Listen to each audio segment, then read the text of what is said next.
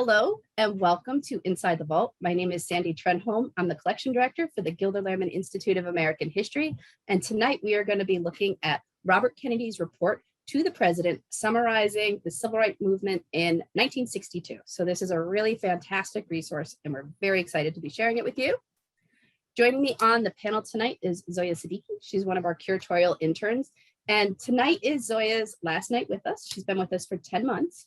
So Zoya, could you introduce yourself and maybe tell us a little bit about the internship program at Gilder Lehrman? Yes, of course. So hi, everyone. I'm Zoya. I'm a rising junior at Boston College and I'm a history major. And like Sandy said, I've been with GLI for 10 months now, and it has been so much fun, genuinely like one of the greatest opportunities I've had in my college career, especially because as a history major, the number one question I get asked is, what are you going to do after college, or what are you going to do with your degree? And obviously I have my answers, but like Gilder Lehrman has opened sort of a whole new field up to me that I hadn't really explored before. And it's been so great. And working with Allison and Sandy and having their guidance has also been amazing. So if there are any students who are thinking of applying to the program who are here tonight, absolutely do it. Yeah, and the academic internships are open for the year. We are going to have remote internships. It's a great way to get brilliant students from all across the country. It's mostly college students, but Allison and I are looking for a really bright high school student to help us with database and file management. So you get to see the back end of how we do collections management. So definitely take a look at that application page. And our guest teacher tonight is Lois MacMillan, one of my favorites. She is the 2006 Oregon History Teacher of the Year. So Lois, tell us about yourself. Well, I live in the state of Oregon, the great state of Oregon, a little smoky here, but that's okay. I have had a long relationship with Gilder Lehrman, and I got to spend a year with Allison and Sandy as the senior. I love everybody calling me a senior now that I'm 61 as of last week, but senior education fellow for the Hamilton Education Program. So, but I got to be up at the collection with you two pretty well the whole year. And so I'd sneak up and we'd do our history sister stuff together. So I'm so glad to be here. And I'm so glad that I got asked to be here for the Bobby Kennedy night. I don't think you knew until the other day how crazy I am about Bobby Kennedy. And you couldn't tell by looking at your background at all. Well, just I have two political heroes. I was born in 1960. And so that's the poster that was in my parents' house when I was born. And then this is a posters have been given to me. The superintendent of school gave me the Kennedy brothers. So my two political heroes are Bobby Kennedy and of course my girl, Shirley Chisholm. So I can't wait to talk tonight about my Bobby Kennedy. There you go. And Allison Kraft is going to walk us through how to participate. Yeah, so if you have a question for our panel about what you're seeing tonight, learning about tonight about GLI, please use the Q&A feature to ask your questions, and we will get through those throughout the program this evening. As a matter of safety and security for everybody involved, microphones and cameras are turned off and the chat has been disabled. So we can't see you, but you can see us, and that's really all that matters. So again, questions, put them in the Q&A and we will get to them throughout the program. Yeah, Allison loves interrupting us to ask questions. She loves popping in there, and we love hearing from you guys. So definitely ask some questions. All right, and that brings us to today's documents, but we're going to do it a little bit differently tonight. Zoya is going to be taking on the role of host, and I'm going to join Lois over on the panel. So Zoya. All right, everyone. Hi, again, I'm Zoya. I'm so excited to be talking about this report tonight. And before we get into the report itself, which is Robert Kennedy's 1963 report to the president on civil rights, let's talk a little bit about Robert himself. So Robert Kennedy was born November 20th, 1925, and his very first political work was working on his brother's congressional campaign in 1946, where he used to organize soccer matches for kids in Cambridge and was really on the ground, which is a theme that you'll see throughout his work. He went on to go to law school at the University of Virginia, married Ethel Kennedy, and in 1952, he ran JFK's Senate campaign. After this, he worked on several Senate committees as a lawyer, and some of these committees included McCarthy's Senate Permanent Subcommittee on Investigations and the Rackets or McLean Committee. So in 1960, RFK once again took over as JFK's campaign manager, but this time for his presidential campaign. Once Kennedy was elected, he appointed Robert as his attorney general within the Kennedy administration. And after JFK's death, Kennedy served as a senator from New York. In 1968, he ran for president in the presidential election, but was unfortunately assassinated at a campaign event in June of 1968. Really quickly, next, we're going to run through the Kennedys and civil rights. So some important events that are covered partially in this report, but also give some background onto where the Kennedys sort of were entering their administration in 1960. It sort of begins with Kennedy's helping MLK get released from prison. So this was a highly publicized event, and it in part helped the Kennedys secure the Black vote in the 1960 election. Once he was elected and the administration began, RFK sort of became the center figure for civil rights within the administration. So RFK used the DOJ in many ways, which we'll see throughout this report, but some of them include suing voter registrars, petitioning organizations like the Interstate Commerce Commission, and mobilizing the National Guard and places like Ole Miss when the riots occurred. Some notable events included the Freedom Rides in 1961, James Meredith's admission to Ole Miss, the Kennedy Baldwin Summit, the Birmingham Children's Crusade, the integration of the University of Alabama in 1963, and then Kennedy's report to the American people on civil rights, which included then the proposal of the Civil Rights Act. In July of 1963, of course, there was the March on Washington, and in September of 1963, you had the 16th Street church bombing. And so before we get into these quotes, I want to throw it over to Lois really quickly and ask, when we had gone through our practice session, Lois, you had talked about adding certain events to this timeline because you felt like they were really important to telling the story of the Kennedys and civil rights. So do you want to touch on some of those and sort of why you thought they were so important to make sure we mentioned? Yeah, 61 is really important, the Freedom Rides. That's where Bobby Kennedy really gets his feet wet on how he's going to handle civil rights. Coming out of, I mean, you talked a little bit about the McClellan hearings and how he was in those hearings, and he was ruthless and he was hardworking. That was what he was known for. He published a book called The Enemy Within. So with that same kind of fervor that he handled the racketeers and people like Jimmy Hoffa, he hated a bully. That was, I think that he saw that same reflection in the civil rights movement. So he really did go after it with great fervor. And 61, he's going to be dealt a very hard lesson on how hard it is and how entrenched segregationists are in the South. And we could talk a little bit later about the Freedom Rides, but they're really a pivotal moment because that's when he has to bring in the federal presence, because the state will not do the job. And then 62, Ole Miss, he helps with that also. He learned in 61 what he did wrong and changed it in 62. I don't think even he knew how entrenched it was. And it was really fun, by the way, Sandy, I don't know if you've read, to read the negotiation between Kennedy and the governor, Patterson, during the Freedom Rides. If you remember, the Freedom Rides go into Montgomery. I have my notes here. Go into Montgomery, and John Lewis and many of them that had captured the Freedom Rides were sitting there, came out of the bus. Kennedy was promised, Bobby Kennedy had a number of discussions with Patterson, the governor at that time, said, hey, I'm going to protect those kids coming off the Freedom Ride buses. And they got beat up. Were given 15 minutes. Hey, you can have 15 minutes, all the bullies, and we like to say it's the KKK, but it isn't. But you have 15 minutes, and so they beat up people like John Lewis and some of the other writers. Even Kennedy's representative, John Siegenthaler, will be beaten up and his skull will be cracked. And so that's when they had to bring in a federal presence. And he understood that he could not trust the states in the Deep South, Alabama, other places. They couldn't trust him to get the deal done. And so when he gets to Ole Miss, he's negotiating much harder. And if I'm anyone, I don't want to negotiate with Bobby Kennedy because he's one of those guys that doesn't let go. What do you think, Sandy? I agree with that completely. It's interesting when you look at the history, because I don't think in general, when I was in school, I learned about Bobby Kennedy at all. So most of what I've learned about Bobby, I either learned from the documentaries. Since then, I learned some in college, but most of it has been in my adult life, just reading on my own. I do have a question for you guys, though. So when Bobby gets appointed as Attorney General, there's a debate. Does he deserve it, or is it nepotism? So what do you guys think? I think it's nepotism. I don't think there's any way around it. I mean, he was a good attorney, but man, Attorney General, what was he? How old was he, Zoya? Was he like 36, 37? Some ridiculously young age like that? I don't know.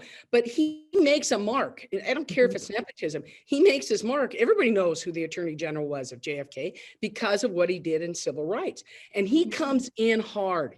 I was reading today or a little further back. As Attorney General, he saw civil rights as his big issue. One day after Kennedy's inauguration, his brother's inauguration, he goes down to the Civil Rights Division and he talks to John Doerr. And when he talks to John Doerr, he says, okay, what's in the hopper? And it was a case in Louisiana that's going to be referenced in the letter later. But he had great people around him. He put the best people around him. They called him "We Happy Few," and that's from the St. Crispin's Day speech. Henry V. We from this day to the end of the world, in it shall be remembered. We few, we happy few, we band of brothers. And they really felt like they were that. There was John Doerr, Burke Marshall, David Norman, Harold Green, David Norman, and then Bob Owen, and then Siegenthaler. And so these guys were really, but they're all white, by the way. Notice they're all white. He didn't have any black lawyers, but they're going to be just as doggedly aggressive as Kennedy is in the Civil Rights March. And they do it right out of the gate. The minute that first case in Louisiana, and it's in that one, the case later on that we'll talk about, they have case after case in all the states in the South. They're very aggressive. They have dozens and dozens of cases that they're going to go after right away. So way before the freedom rides, the Kennedys are in there and they're going to use the law. Yep.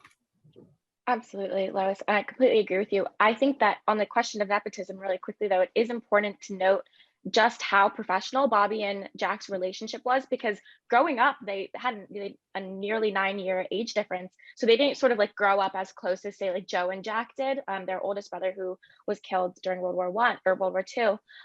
They really got close working together professionally. It was on a tour of Asia that Jack first kind of realized, he was like, oh, like my brother might actually know what he's doing. And then, working on his Senate campaign and then presidential campaign, it's impossible to ignore the fact that he was 35 years old. He was his brother's attorney general. Obviously, there was some nepotism involved, but it was not completely unearned. They had a very sort of good professional relationship as well. Well, and I don't care if nepotism is good. Exactly. We see that through speeches, right? We see that, continually. I always bring up Bobby Kennedy in my classroom because he's so well educated, and he uses the power of the word to inspire. Yep. So before we get into the quotes, we're going to run a little bit through an overview of the document. So Robert Kennedy's report to President Kennedy on civil rights was written and dated January 24th, 1963. So it's an overview of the work that the Department of Justice did in 1962. Some of the topics it covers include voting rights, education, transportation, and employment. And this document that GLI has is a carbon copy of the original report. And Sandy is going to talk a little bit about what carbon copies entail. So I think, I know what a carbon copy is. Lois is. I'm not sure what that age group is where they don't really quite get what a carbon copy is, but we don't use them the same way anymore. So in order to make a carbon copy, you'd have like a couple of sheets of paper, and you would insert a piece of carbon paper in between. And it's basically a very thin sheet of paper with ink on it. When you put them together, you can either type or you can handwrite. Mostly people would type. And as you type on the top page, it would press the letters through to the pages underneath. So it's a way of making a copy before they had photocopiers. So you would get the original, Lois, and I would keep the carbon copy as my retained copy. But the problem is, as you're trying to go through all those layers of paper, so you have the first sheet, the carbon, the next sheet, it starts to get fuzzy. And so when you look at this, you're going to see that it's a little fuzzy. And Zoya doctored this up a little bit, like did a little sharpening on it to make it clear. The first page looks okay. Subsequent pages were almost like mind blowing with their fuzziness. So we went ahead and transcribed those for you. You can download the pictures. It's in the files that Allison's going to send you tomorrow morning. I'm going to point out something else too. It does say, "Dear Mr. President," but look at the top. There's no letterhead. So this isn't on Justice Department stationery. It's just a letter that he's sending to his brother. So not quite official, right? So is this an official thing or is it not? But it's not on Justice Department stationery. So it's not an official report, in my opinion. It's something he's sending to his brother. Well, and just to go back to the carbons were also different colors. Remember that, Sandy? Because they had purples and they had different ones and they were really hard. So we were kind of wondering, we don't know the answer to this. Did he write it out and then give it to the secretary, or did he tell the secretary, talk it through? Because when you read it, it sounds a little bit more like a speech than just a letter. It sounds like Bobby Kennedy's talking like he would. Yeah, it definitely does. And we don't have the last page up, but a lot of times when you have a carbon copy or when you have a typed letter from that time period, it would be from Robert Kennedy, but there would be some initials at the bottom, and the initials would be the initials of the secretary who did the typing. Is there any initials? I don't know. Allison should check for us, don't you think?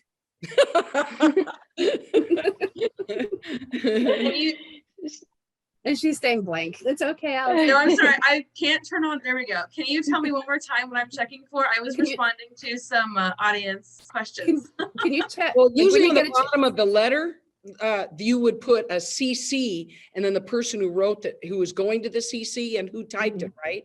So at the very bottom, is there anything? Yeah, are there any initials at the bottom? But it's on page 9. We'll let you know, because I think Allison's busy in the chat. We will let you know in a follow-up email. But or you could download it. It'll be on page 9. So, all right. And with that. All right. So to start, Sandy is going to read off our first quote for us. Absolutely. So, "Dear Mr. President, for those only interested in headlines, rioting and violence at the University of Mississippi overshadowed the civil rights field and painted 1962 as a year of resistance by the South to law and the orders of our court.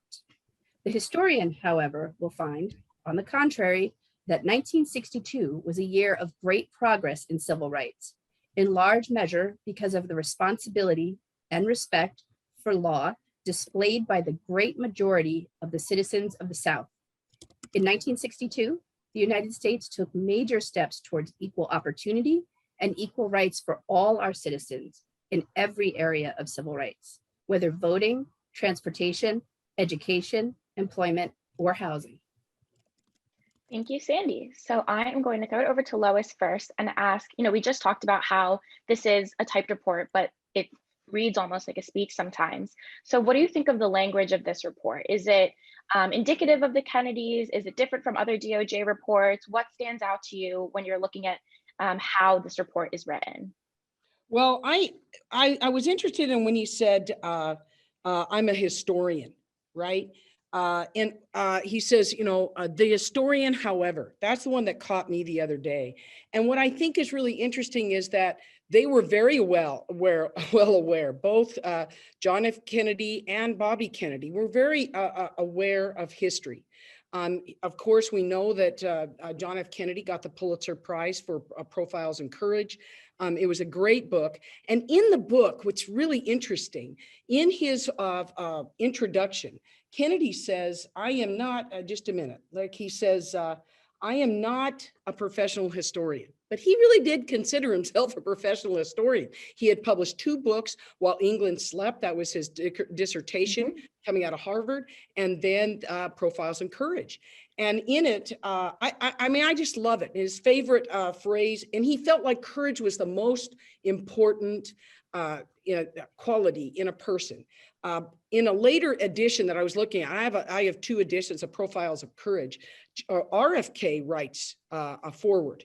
Because it was after his brother's death. And he said that his favorite, John F. Kennedy's favorite quote was from Dante, which was when Dante says, the hottest place in hell are reserved for those who, in times of great moral crisis, maintain their neutrality. Now that's saying a lot of what they're going to do with civil rights. So I really do think that they're very, very aware of history here. And that just caught me first. Absolutely. And that's so interesting because when Sandy and I were originally reading this document, that's what caught us too. So Sandy, Yeah. do you want to touch on how that affected you? Yeah, and I think there's a couple of things going on here. And, this is the introduction to the letter, to the report, whatever he's writing. And it really summarizes and outlines what he's going to do in the rest of this document. It's 9 pages. That's very long for a typed letter, but we had these problems. We're making progress. We're going to continue to make progress. And it's the idea of, even though in the here and now, sometimes we concentrate on all the bad things that are happening around us, historians are going to look back one day and have a different view of it. They will recognize both the difficulties that we're having and the triumphs that we've had. That's what I get out of it. And the fact that he's talking about so many different eras, when he says voting, transportation, education, employment, housing, that's what he's going to talk about for 9 pages in this letter. Yeah, I think that really, I completely agree with that line about historians, however, is such a powerful line. And sort of just to piggyback off of what Lois was saying about how aware of history the Kennedys were, Bobby himself wrote his pseudo memoir, 13 Days, about the Bay of Pigs invasion. I say pseudo memoir because it's only about, the Cuban Missile Crisis. And so this idea that, they were these very sort of, Bobby has his ruthless nickname. He was this very sort of intense prosecutor, but he was also, a writer. He went on to write a few books. Make Gentle the Life of This World was another one. So I think that this is one of those places where you see both sort of the intense lawyer side of him and the writer historian side of him. And Zoe, you know what? I was rereading this portion, and I was reading Kennedy's 1963 response to the Birmingham crisis. And in it, he goes directly in almost the same order: voting, transportation, education, employment, and housing. He doesn't mention housing. Sandy, I just want to mention that absolutely cool document that we have in the collection of the 1964 comic strip. What's that called? The Future is in Your Hands. It's an amazing teaching document. I've used it ever since you got it. It blows me away, and it addresses all those things. So they were very deliberate in that order of things that they were doing, that they wanted to do. And he goes in right that order. Well, that's what's amazing. Yep. I think that probably speaks to how much sort of influence Bobby had on the way in which Jack sort of presented his platform of civil rights. Later we'll talk about the 1963 speech that JFK gives, which is it's called, Report to the American People on Civil Rights, which is 6 months after this. This is called Report to the President on Civil Rights. And it's just a naming convention, but still, I think it's one of those little details that shows kind of this influence that Bobby had within the administration. So, yes. Well, and I think I'm sorry, go ahead, Sandy. No, I'm just advancing the slides so we can. Just one more thing, Zoya. They're in like-minded. They didn't need to discuss what they agreed upon. They already knew that stuff. He had run his campaign, and there's a question in the chat that talks about, do you think that Bobby Kennedy knew about the call to Martin Luther King's wife? How are you doing, or Coretta Scott King? Absolutely. There's no way. That was a move of empathy, no doubt about it. I'm not that cynical, but it was a political move too. So there's no way. Bobby Kennedy absolutely knew that one. Yeah, absolutely. Completely agree. And I see Allison popped in. Do you have a question? I do. First, I want to mention that I put in the chat the link to our archived Inside the Vault session, where we do discuss at length the comic book Your Future Rests in Your Hands. So check that out. It was a fantastic session.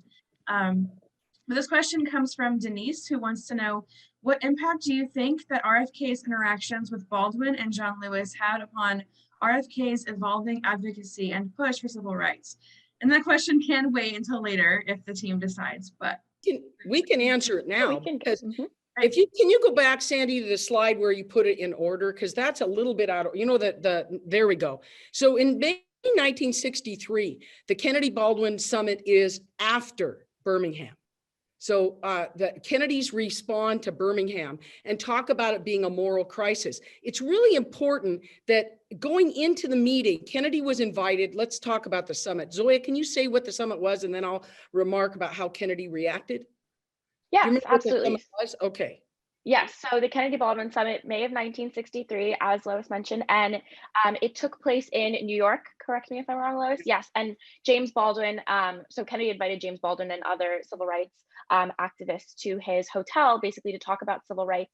And as Lois will go on to say, it really became a turning point for Kennedy and the way in which he viewed the civil rights movement and viewed what the biggest issues were. And I absolutely love what Lois is about to say about this, but if you want even more on it, we have a book in the GLI bookshop that is called What Truth Sounds Like, that is all, it's dedicated just to this summit. So definitely check that out.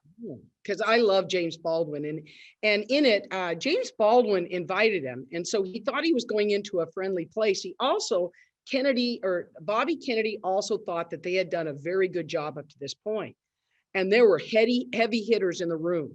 There's Harry Belafonte, there's Lorraine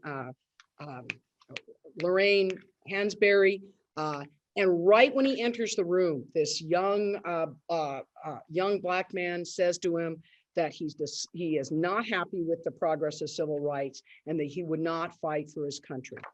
And Kennedy was taken aback because he was so patriotic. He was angry. And then when he turned around and tried to ignore the kid, he starts to talk about his Irish heritage, that we really relate to you because of our Irish heritage. And nobody in the room, it was not taken well. They're like, this is not the same. This is, you're the brother of the president. And by the way, don't you turn your back to that young man. So he had to turn back to the young man, and the young man kept going. I think it's very interesting. And he was really angry, and he got taken to school about what it really felt like, and that their progress wasn't fast enough. And at the end, Harry Belafonte came up to him privately and said, thanks for, what you've been doing though. And he's like, well, where were you when I was getting ripped apart over there? And he came back to the Justice Department. And he told people he was furious, but it changed him. He's like Lincoln in that regard, where he hears something, he gets angry, and he changed. I think that Bobby Kennedy had the empathy gene more than anybody I know. He really did listen. It made him mad because he wanted his brother to get credit for what had happened so far. But if you're in the shoes of Lorraine Hansberry, that young man that I just talked about, James Baldwin, it's just not fast enough. Mm-hmm. And I think it's also important to mention, so the person who pushed him really in that meeting, it was Jerome Smith, who was 24 years old at the time. Yeah, and so we talk so much, I remember if any of you were there for our session on the March on Washington, we talked about John Lewis and how much impact young people had at this time. And this is just another example of that. And one of my favorite moments, Lois, from that meeting was, it wasn't Smith, it was somebody else who said to him, Bobby Kennedy was getting defensive, and he was saying, we don't want you to get defensive because you and your brother are the best white America has to offer. So if you aren't listening to us, you are our best chance. And I thought that was such a powerful moment, because it speaks to the idea that they were not perfect people, not perfect politicians, as no people or politician are, but this idea that, people really thought that if we're ever going to get this, it's going to be with them. And he was really angry. So yeah, I don't listen real well when I'm angry, but he Okay, so yeah, I'm gonna push it forward a little bit because we're already halfway through the program. So if you could come to the next slide. Yes, so we are going to very quickly run through some of the background before we get into 3 quotes on voting restrictions. So some of the common types of voting restrictions at this time included literacy tests, poll taxes, and a lot of these had been in place since Reconstruction, the legality of which were upheld in Supreme Court cases such as Giles v. Harris, but the DOJ will quickly start to push against these, as Bobby will show us in the next slide. And Sandy, if you could read all these quotes together for us, that would be excellent. Absolutely. And just so you guys know, we put the page numbers here. So that's the page number of the document it's on. So all 3 of these quotes come from different places. They're not contiguous. So the most significant civil rights problem is fundamental to all the other rights of citizenship, and the Civil Rights Act of 1957 and 1960 make it the responsibility of the Department of Justice to protect that right. In some instances, we have had to take action even when obtaining court orders forbidding further discrimination against Negro registration applicants. In one of our suits, the registrar of Forest County, Mississippi, was ordered by the Court of Appeals for the Fifth Circuit to register all qualified Negroes. The department prosecuted him in the first contempt case stemming from a court voter registration order. The case is awaiting decision. And the final quote is, in East Carroll Parish, Louisiana, the voting referee provisions of the 1960 Act were used for the first time in 1962. On July 28, just 5 days later, Negroes voted in East Carroll Parish for the first time since Reconstruction. Thank you, Sandy. So before we get into a discussion about the quotes, really quickly, Sandy, can you just provide us with some background on the 57 and 60 Civil Rights Acts and what they entailed? Yep. And so the 1957 Act was the first civil rights legislation since Reconstruction, and it established the civil rights section of the Department of Justice and empowered federal prosecutors to obtain court injunctions against people who were interfering with the right to vote. The 1960 Act strengthened the 57 Act. It helped it to actually have some teeth to be able to be enforced, but it included some interesting caveats like federal inspection of local voter registration rolls. So they could come in and say, we want to inspect your voter rolls to make sure that you're fairly registering people to vote. You could criminally provide penalties against someone who obstructed a person's attempt to register or to vote. And there's those referees that he refers to in that last slide. And that's a reference to if someone is trying to register to vote, they're being stopped by the state or the county. If the courts find that they have been discriminated against, the federal government can then enroll that person and make them registered to vote. And in the time that's in here, it's the only time it happens in American history, is the case that Kennedy refers to here. So do you want to talk about this one, or go ahead? Yeah, so I actually wanted to ask Lois kind of about all of these together. And we have talked, Lois and Sandy, in our practice session about sort of this one hero narrative that starts with the civil rights movement. And these quotes kind of highlight the day-to-day work that people in the DOJ were doing. And so, Lois, I wanted to ask you, how are quotes like these that are highlighting more of that daily work different from the way in which civil rights is typically taught in the classroom? I totally, and Dorothy Walker is, I'm going to kind of answer a question that she has in the chat too, because I can answer this. A lot of times we've been teaching over the years, especially since the Martin Luther King holiday, is that there was Martin Luther King, there was Rosa Parks, it's this master narrative and everything was connected, but it's the everyday people, especially the freedom riders, are a great example of that, where you have great people coming forward, these regular people. John Lewis was a kid. There were great, and we don't celebrate the great people that were in the freedom rides. My absolute favorite is Diane Nash. When John Siegenthaler went down and they were trying to figure out what to do with these freedom riders, and John Siegenthaler is trying to tell Kennedy about what Diane Nash is going to do. They're going to continue the freedom rides. And Kennedy says, who is this Diane Nash? Well, she was as resolute as Kennedy. And there's one moment during the freedom rides when they surround the church. Martin Luther King's going to come in and give a speech. There's Fred Shuttlesworth.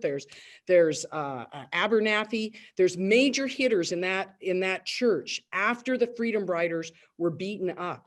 And then the mob again surrounded the church, and we're throwing tear gas in it. We're going to burn it up. They had to bring in the federal troops. King calls Kennedy and says, you got to get us out of here. We have little kids in there. There were 1,500 kids or people in the sanctuary. And so that 1,500, that's the people we should be talking about. Mm-hmm. They made it through the night in the sanctuary, and Kennedy got the troops in there. At one point, Patterson, this is funny, Patterson says, he calls Patterson, said, you said that you could protect them. What's going on there? And Patterson says, I don't know if we can protect them. And he says, really? Well, I'll just call the general that's down there. You're going to tell me the general of the United States Army can't protect Martin Luther King? And then Patterson said, well, I have an idea. We'll let everybody yell out but Martin Luther King. I mean, so there are times that King is part of the master narrative, but there's other guys like Fred Shuttlesworth and Diane Nash and the great organizer Ella Baker, Fannie Lou Hamer. We really need to talk about those other regular people that do rise and show great courage. So Mhm. thank you for that question, Dorothy. Dorothy Walker. I do think the Freedom Ride launches everything, and Freedom Rides, and Jim Lawson. Jim Lawson was part of that too. He's the one that brings in the idea of nonviolent protest. He is amazing. Read The Children by David Halberstam. That is such a great book. Have you read that, Zoya? Because that was the first book that I really understood the Freedom Rides and the Tennessee lunch counter protests. It's Jim Lawson and Diane Nash and those kind of people we should also be talking about. I will add that to my list. And I think that you're so right, Lois, that there are so many people sort of on the civil rights side of it who, kind of go overlooked. Unfortunately, I think that's the opposite is also true, in that there were people who were incredibly, racist and vitriolic and on the wrong side of history that weren't, people like Governor Wallace, who weren't in the KKK. And I think going, back to this quote, the registrar of Forest County was one of those people. And so Sandy, I was wondering if you wanted to talk a little bit about that and what you found when you were looking into this specific case. Yeah, so the registrar in the county is a man named Thurin Lind, and he refused to allow the government to review his records. And this is August of 1960. So it's right after that 1960 Civil Rights Act passes. They want to look at the records to see if he's fairly registering people to vote. The Justice Department files numerous cases against him. It goes all the way up to the Supreme Court, where he's eventually ordered to register African Americans in that county, but also to cease using different, more difficult voter registration tests for Black Americans than for white Americans. So he has to make it an equal application of the law. And just to show you how serious the Justice Department was at prosecuting this, there was a trial in September of 1962 where the government entered 15,000 photographs into evidence gathered by the FBI, and 51 people testified, and their final closing arguments lasted for 5 hours. So they were serious about gathering evidence that demonstrated that he had not been registering people fairly. And it's a great example of the Justice Department going after people, of making that Civil Rights Act have some teeth. So we're not just going to say, show us the records, we're going to force the issue, and then we're going to force you to change what you're doing. And Absolutely. in the next slide, Zoya, it's East Carroll. That's going back to the very first case when Bobby Kennedy goes down to John Doerr and says, what's in the hopper? The guy's name was Francis Joseph Atlas, and he was asked to come to New Orleans to talk about why is there no one in East Carroll Parish, all the Black people that are there, nobody's registered. He testifies when he comes home within an hour, the sheriff comes to his door and says, don't bring your cotton. He had 100 acres. He had 8 children. He had educated all of them through college. This was a very a successful man in the community. And the sheriff said, by the way, don't bring your cotton to the ginners in East Carroll County. That's what he said to him. They're going to strangle them economically. And we saw that also in Birmingham. So they're going to get them one way or another. And so it was really difficult to go after them. Yes, absolutely. And yes. Oh, what I was going to say is when the Justice Department filed suit against them and won, the registrar just closed the office and resigned. So he said, well, I'm not going to register anybody to vote. He just walked out, which I thought was absolutely insane. But to build on the point you just made, Lois, I looked up the statistics. And so in East Carroll Parish, they said there were 2,990 people, white people eligible to vote, 95% registered. The Black population eligible voting was 4,183, 0 were registered to vote. Since 1922, no Black person had been registered to vote in East Carroll Parish, Louisiana. And none had voted since 1879 due to threats of violence. So, well, yeah, I think in that Carol, I talked about Carol Anderson's book first. I can't remember the name of the book right this second. I have it over here someplace, but she talks about the worst case, really right out of the gate, I think on page 14, she talks about this guy named Maciel Sniper. He's one of the heroes of the civil rights movement. He had fought the Nazis in World War II. He was a Black serviceman. He had proudly and honorably served our country, fought the Nazis, came back to the South. He walked in and said, I'm voting. 1946. And over he registered, but over the where he's voting, it had a big sign saying the first Negro to vote will never vote again. he said, I'm voting. He went up and voted. 4 days later, they showed up on his porch, and these four white men shot him, and he suffered for 2 days. He died, and never were those four prosecuted. So that's this is pretty serious business. Mhm. Some people may die if they vote, just like Maceo Snipes. I think that's so important to remember, Lois. The stakes could not have been higher. I mean, voting is it's a constitutional right, but it wasn't just about casting your ballot. It's, having the right to do that without being threatened with violence. And Sandy, I really like what you just said about the registrar in Forest County and how after being pushed by the DOJ, he kind of just shut down, because I think it's a great transition into our next quote, which is not about voting rights, but about education. But a very similar situation occurs here in Virginia. So Sandy, do you want to read this quote for us? Absolutely. The department also took action in Prince Edward County, Virginia, the only county in the nation where there are no public schools. They have been closed since fall 1959 in order to avoid court desegregation orders. That nearly 1,500 of the 1,800 school-age Negro children in the county should have had no education in more than 3 years is a disgrace to our country. Last month, we asked the Court of Appeals for the Fourth Circuit, as a friend of the court, to order the schools opened promptly without racial segregation. Thank you. Lois, what are your thoughts? I know you have them. This is just so typical, right? If we have to desegregate, we're just going to close it down. And so, and there's somebody in the chat, I can't remember who, I'll have to go back and check the name, but they're talking about the Birmingham March, and one of his relatives apparently was part of it. There's 3 great books on the march. One is called But for Birmingham by Glenn Eskew. I think your relative is in that, Mr. Moore, I think is the last name. And then Carry Me Home, which is a Pulitzer Prize winner by Diane McMortar. But what's great about that was when the children know about the shutting down of that park, and Martin Luther King, Fred Shuttlesworth, and Abernathy can't get people to fill the jails. Adults can't fill the jails because they'll lose their job. So let's fill the jails with children, and the children were ready to go. And it's such a great lesson. I so focus on this. And so the children all are going to leave school on the same day. The radio announcer says, hey kids, there's going to be a party in the park today. Bring your toothbrush.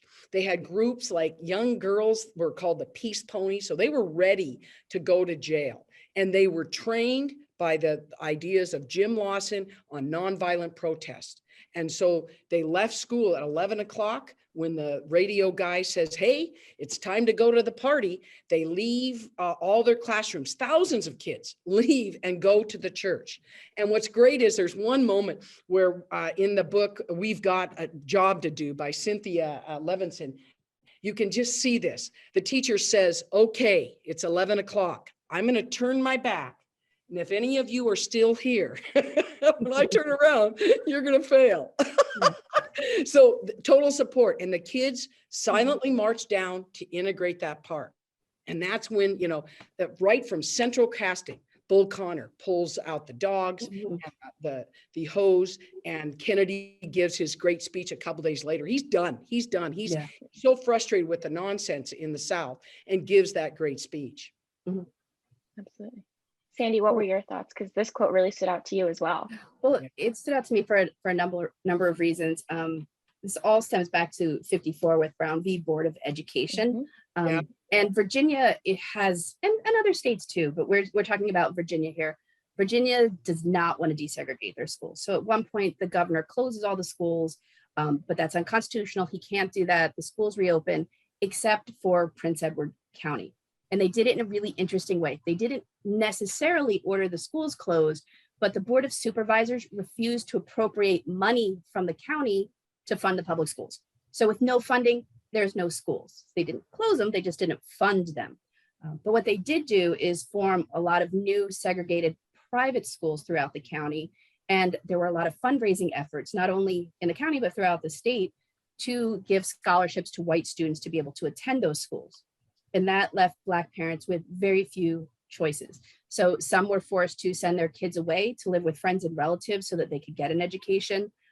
Some formed what we would call like learning pods or collectives, which we've seen some of in the last year. And this is where Black school teachers unofficially taught kids from their local community. They could not form their own schools because that would undermine the NAACP's efforts to sue the state and the county for closing the public schools. But a lot of children, especially in rural areas, were just left with no education for 5 years. What we are going to see in 1963, though, is that the NAACP and Bobby Kennedy are going to spearhead something called the Free Schools. And this is a program for children in Prince Edward County. And they're going to raise money. They're going to lease the schools. They're going to get supplies and teachers from around the country and reopen those schools under this free school movement in 1963 until they can get the public schools to reopen, I think in 64. They're closed for a total of 5 years. So yeah, in 64 is when they reopen. But it's just such a shame. And I think Bobby makes a speech later on where there's very few places in the entire world that don't have public education. It was China, I can't remember the other one, and Prince Edward County. So he's like really calling them out. Yeah. Even just the language in this quote on it is a disgrace to our country. You know, Lois had just, brought up earlier how important education was to the Kennedys. And so I think that this was certainly a case that absolutely affected them. Not just, but for the African-American community. You have to go all the way back before the Civil War when it's illegal in Virginia to teach an enslaved person to read and write. So and it's not just Virginia, that's throughout the South. That's throughout the South, but Virginia has some particular, the Virginia slave laws. You go all the way back to the absolute, we're not going to teach them how to read because then they know about freedom. And so, and even afterwards, they're still refusing education to African Americans. That's why they've always embraced the education so much, is how important it is. That's the way to get ahead. I read that the last of these schools that had formed in this time period just admitted Black students, like in the 1980s. I think it was like 1986. So it went on long after this. Do you want me to advance the slide, Zoya? I do. And I just wanted to say that's if you're thinking of from Reconstruction to in the 80s when the last of these schools was integrated, that's a century. So I think it's really important when we talk about the civil rights movement, it's not just this movement, it's so much bigger than that. It's a century's worth of history. Yeah. But yes, if we go on to the next two quotes, these are, this is Bobby Kennedy's closing to his letter and report. And so Sandy's going to read these two quotes together and then we'll discuss. Yeah, and I think here, like if you look at that picture, you get an idea of how like awful the carbon copy is, because Kennedy's signature looks great. The Attorney General part does not. In summary, 1962 was a year of progress for the United States in the field of civil rights. This is not to say the problems are disappearing. They remain, and they remain difficult, not only in the South with open discrimination, but throughout the country where Negroes are victims of school resegregation, bias in housing or employment, or other facets of society. Ugly incidents like the Mississippi riot may occur again, but we are accelerating our progress. Again, let me say, this acceleration occurs in large measure because of the emerging spirit of the South. In 1962, this spirit was not the brutal one of rioting and violence at the University of Mississippi. The spirit was that exemplified in Georgia last week by Governor Carl E. Sanders in his inaugural address. We revere the past, he said. We adhere to the values of respectability and responsibility, which constitute our tradition. And then he added, we believe in law and order and in the principle that all laws apply equally to all citizens. Thank you, Sandy. And so, Sandy, I'm going to throw it to you first this time and ask, as a conclusion, why do you think Robert decides to end his report with this quote? What meaning does it have? What role does it play within the report at large? I'm going to start with this one first. Like, if you read and take his intro and his conclusion and put them side by side, they really do mirror each other, right? He's talking about the good and the bad, and we shouldn't just focus on the bad. We should look at the things we've accomplished too. And when he talks about this, we revere the past. We adhere to the values of respectability and responsibility. He talks about our tradition. We have great traditions in our country. We have really great ideals in our country. We just have to apply them equally. And I love the fact that he ends on this quote here. It just like, it rings the bells of the 14th Amendment for me. And weirdly enough, like over the past year, the 14th Amendment has popped up in so many of this, whether we're talking about women or immigrants or any kind of like legal action that's being taken between 19th and 20th century, the 14th Amendment that all laws apply to everyone equally. Mhm. Yeah, the 14th Amendment is the most glorious amendment, period. Yeah. I would have a hard time not arguing with that. Can you go back one, Zoya? Because one thing that I just thought this, in 1962, the spirit, when you read that, I thought, okay, wait, there's one thing that we want to break that master narrative. And in the end of 1962, Martin Luther King had the biggest failure of his campaign on civil rights, and it's in Albany. And the Albany movement did not work in the South. So he had been successful in the Montgomery bus boycott, and Albany was a disaster because the Southerners were not acting violently. So the Kennedys weren't going to send the federal government in, or the federal troops, or the federal National Guard. And so because they weren't getting violent, it was this cat and mouse game, and they couldn't get help in Albany. So And that was Albany, Georgia, right? That was Georgia. Albany, yes, and it was a failure. So going into Birmingham, and the problems in Birmingham were much more heightened. And then you had Fred Shuttlesworth, that no one can control Fred Shuttlesworth. And what I love, Fred Shuttlesworth said one of the great quotes. I'm trying to find it. He always said, Martin Luther King argued whether they should be putting kids in jail. He was like, I don't really like that idea. And he said, how did he say it? We raised them to think on their own. We raised them to be good adults. That's what he says. So let's let them have it. So another great guy to study is Fred Shuttlesworth. I just absolutely love everything about him. So Sandy, I want to hear your response, but also really quickly, Lois, it's interesting that you bring up Albany, Georgia specifically, because Bobby actually has an entire section. It's a paragraph, but it is its own section within this report dedicated to the events in Albany in 1962. So the full report is on the GLI website and will be in the email tomorrow. So if you want to take a look at the full report, there is a whole section on Albany. But Sandy.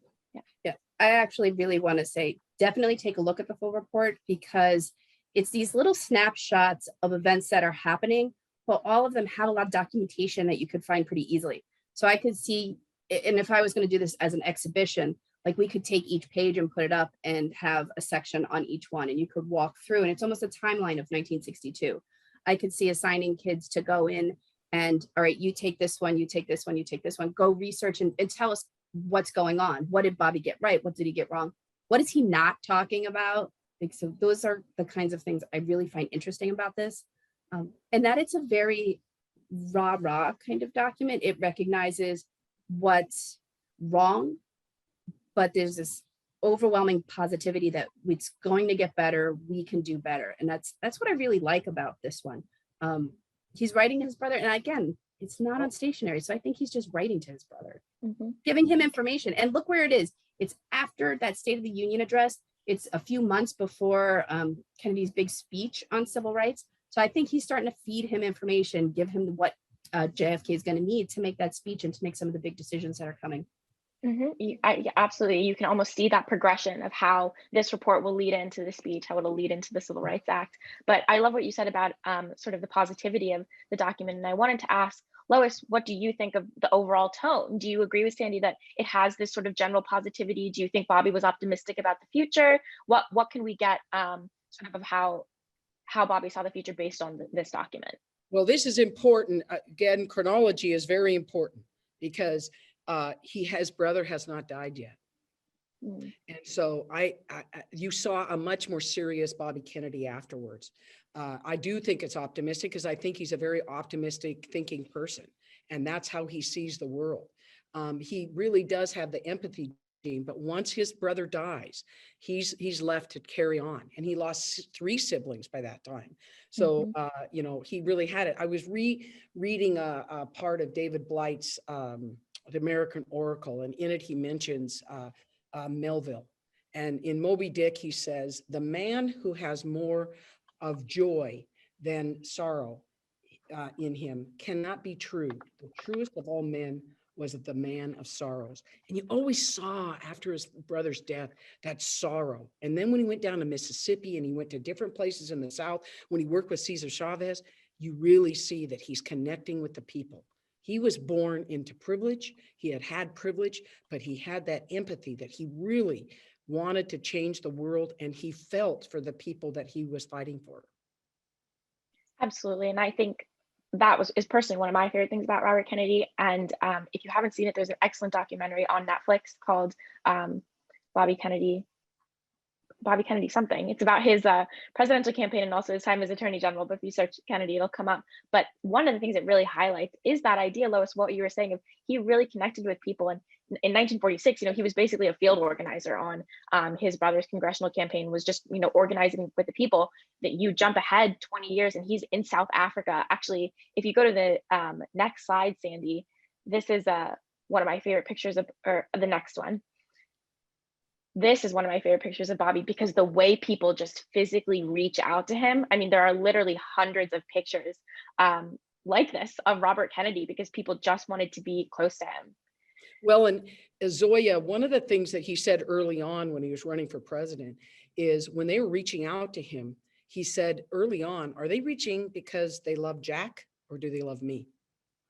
But, and I always show my kids, I mean, I'm starting to get teary-eyed. This is really, I remember when he was shot, because I was 8 years old and my parents were angry about the death of Martin Luther King, just angry. And we were living in California. And then, but my dad said, well, we have Bobby Kennedy though, to carry on.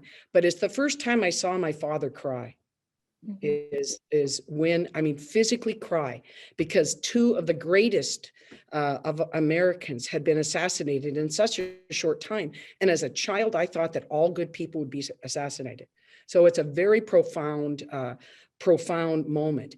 And Kennedy, or Bobby Kennedy, was in Indianapolis. Is that right? Indianapolis, when he landed and found out about Martin Luther King's death. And he spoke to the crowd, and we talked about how beautiful his education, we go back to education, how important it is. He loved the Greeks, he loved Shakespeare, but in it, he just off the cuff says from Aeschylus, even in our sleep, pain, which cannot forget, falls drop by drop upon the heart, until in our own despair against our will comes the wisdom through the awful grace of God. He really, and I show that to my kids and they're like, wow, he should have been president of the United States. And I was like, yeah, so my parents thought so too. So, and it was kind of funny because in 72, my other girl, Shirley Chisholm, I was 12 years old and I wanted to pass out pamphlets for her. And my dad said, no, we're going to pass them out for McGovern. She has no chance to win. McGovern can win. Not even a chance. He never had a chance, right, Sandy? It's like, I want to pass them out for Shirley. No, absolutely. We've gotten slightly ahead of ourselves, so I'm going to backtrack just one slide and really quickly, nope, that's on me too. Really quickly, we're just going to wrap up sort of where we were after this report. So in June, Kennedy delivers the report to American people on civil rights. And it's in that speech that he says this beautiful quote about how we are confronted primarily with a moral issue. It is as old as the scriptures and as clear as the American Constitution, which is really a beautiful quote. Of course, the Civil Rights Act itself is not signed into law until after JFK's assassination in July of 1964 under Lyndon Johnson. And it was passed after what remains the longest debate in Senate history. In 1965, the Voting Rights Act was passed, which RFK supported this time as a senator from New York. And then later in 1968, racial justice became a key part of Kennedy's platform during his presidential campaign. And so Lois and I have already kind of started our gushing conversation about Robert's legacy. But Sandy, I want to know some of your thoughts on what you think. You talk about all these central figures, people like JFK, people like MLK. Where does Robert fit into that story in terms of civil rights? Oh, you're muted, Sandy. Yeah, I figured that part out. There we go. It's interesting because when I studied the civil rights era, I pretty much skipped over Robert Kennedy, and I want to apologize to you guys for that because I know you guys are both definitely fans of RFK, and I'm not exactly sure why, but in reading stuff like this, it reminds me how important the legal aspects are, like, and how important Bobby Kennedy was in pushing forward legislation, pushing forward the actual defense of and the prosecution of the people, like defense of the law and prosecution of the people who were breaking the law. It's easy for us to say, okay, here's the rules, but if we're not enforcing them, what difference does it make? And I think when I think of his legacy in the past, looking at the civil rights era, it's been the speeches by King, it's been the Montgomery bus boycott, it's been Selma, it's been like these major events. And I've never really paid attention to the legal aspects of it, you know, because we all have our different interests in history, but it's really important to understand. And as you start looking in the legal cases, as you start looking into the documentation that they have, it's amazing the amount of work that went into pushing the civil rights agenda in the court system and how important that was. So that would be my very long-winded answer to that question. So. No, that's great.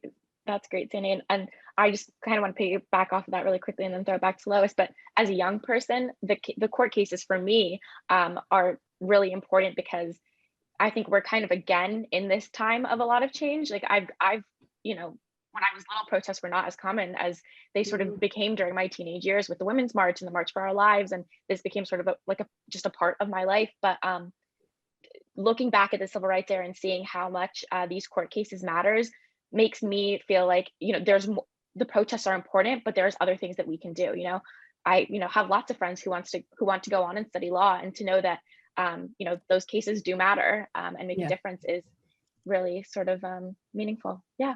Well, and I think that also shows like people all come to history from different backgrounds and different perspectives.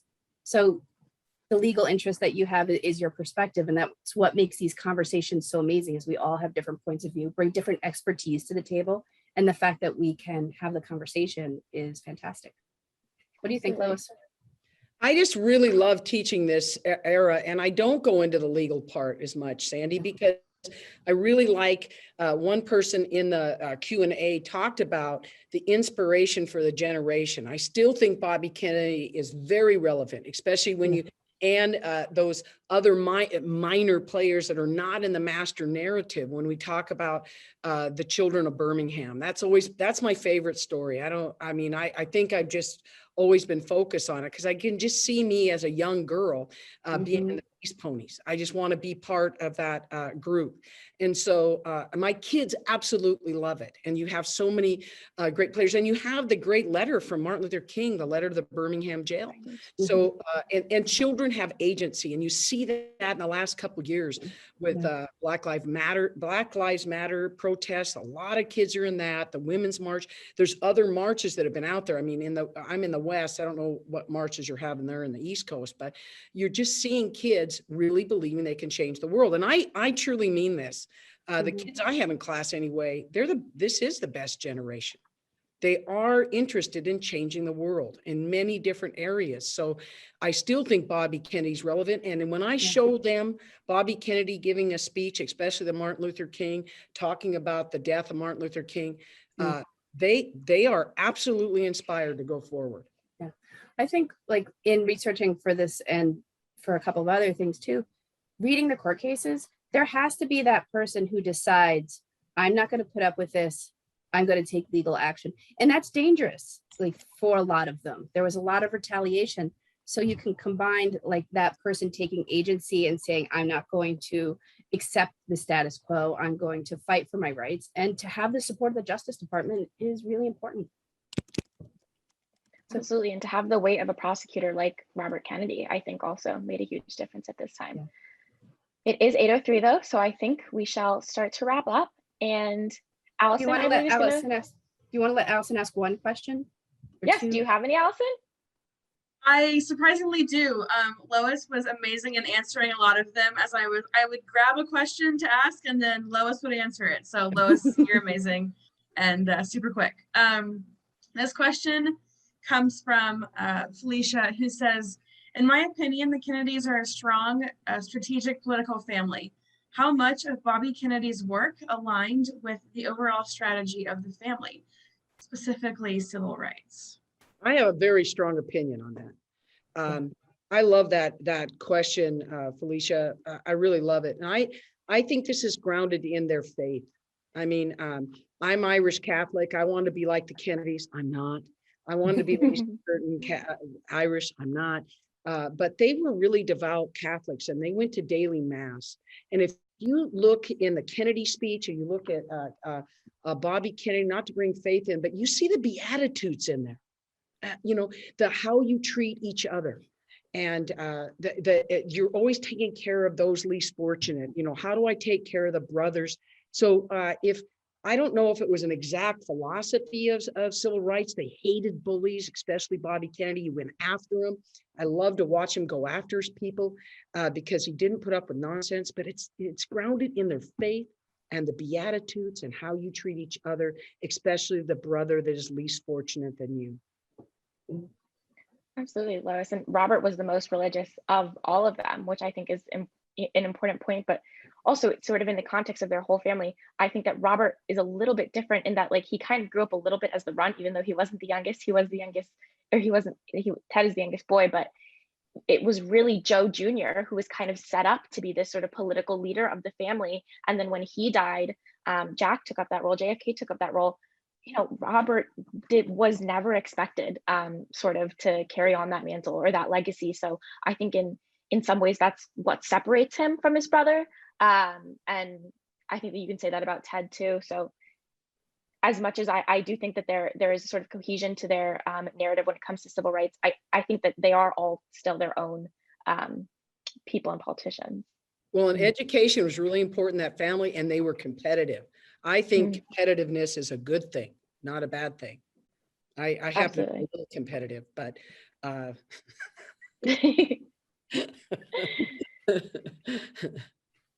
Allison, yeah.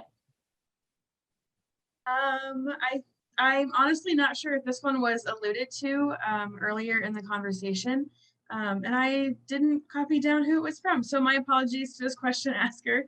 The Q&A was really, really lively this evening.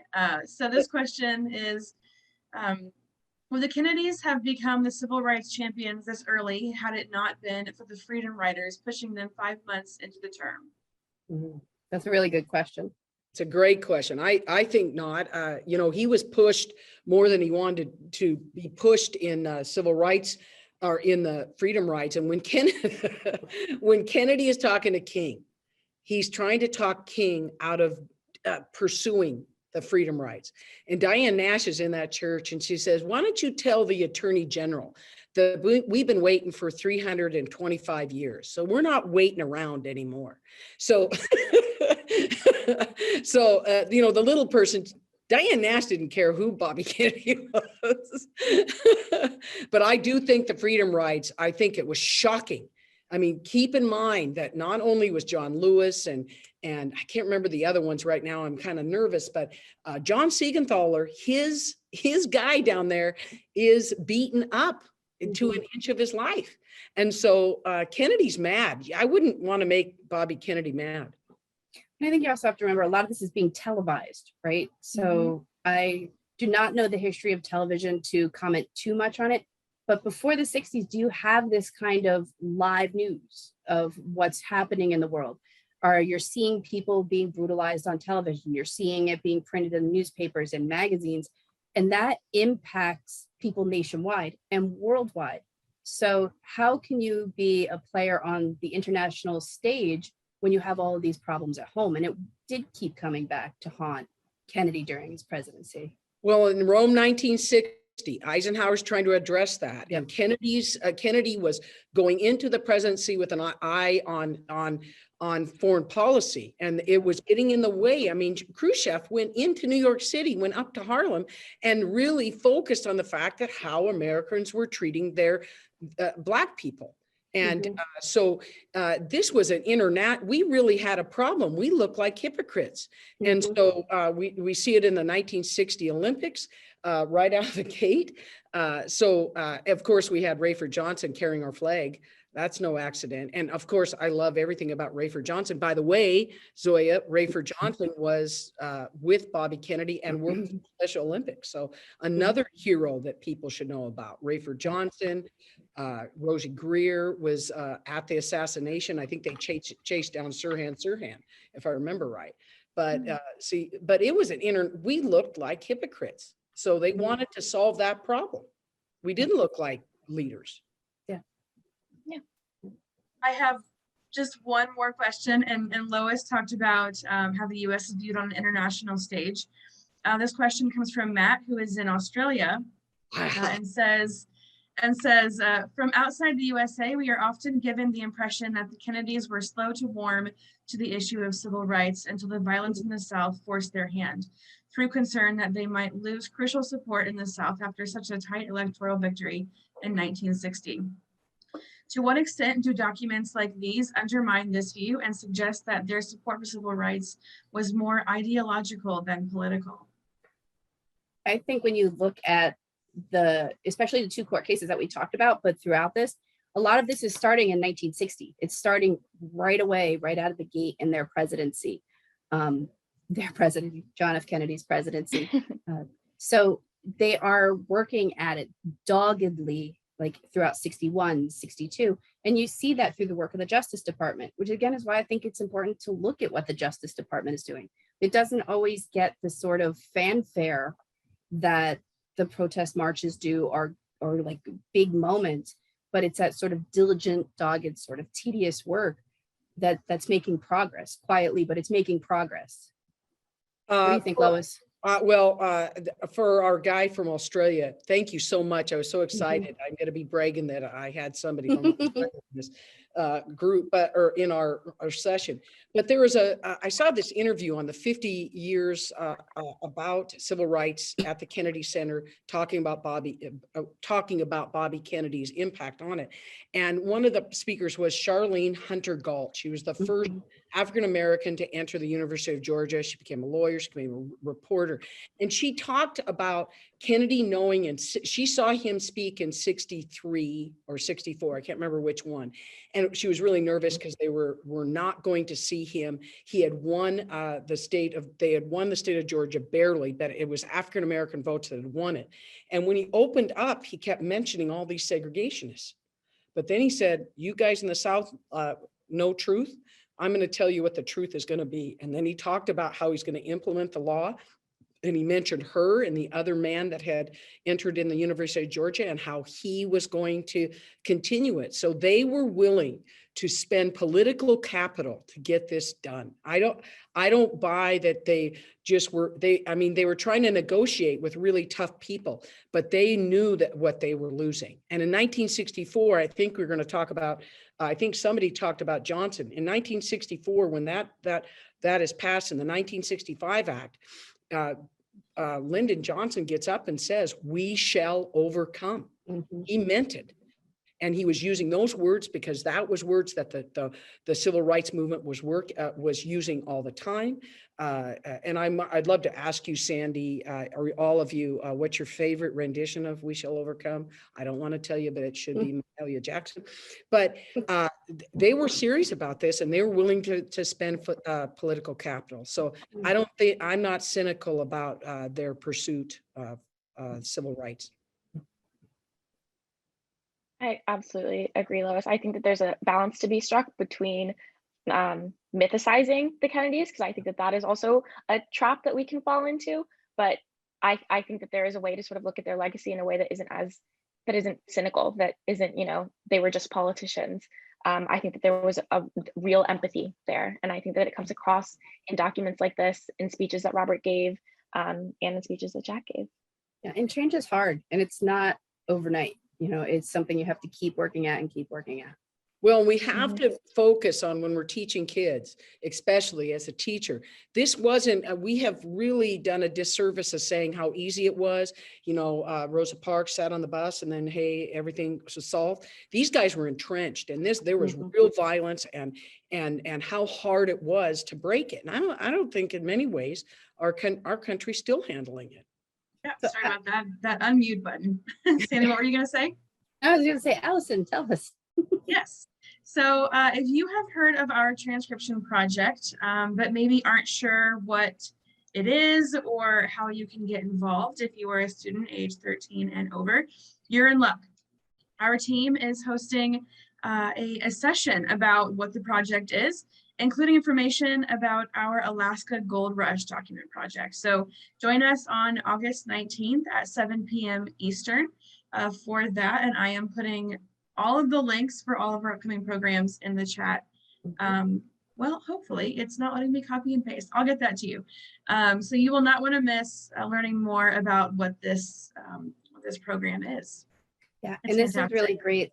It's our colleagues, Alinda Burrell and Laura Hapke from the collections team are running this project. It's fantastic. If you're a teacher who thinks you might want to recommend it to your students, please feel free to come to this informational session. Students, teachers, anybody who's interested can come.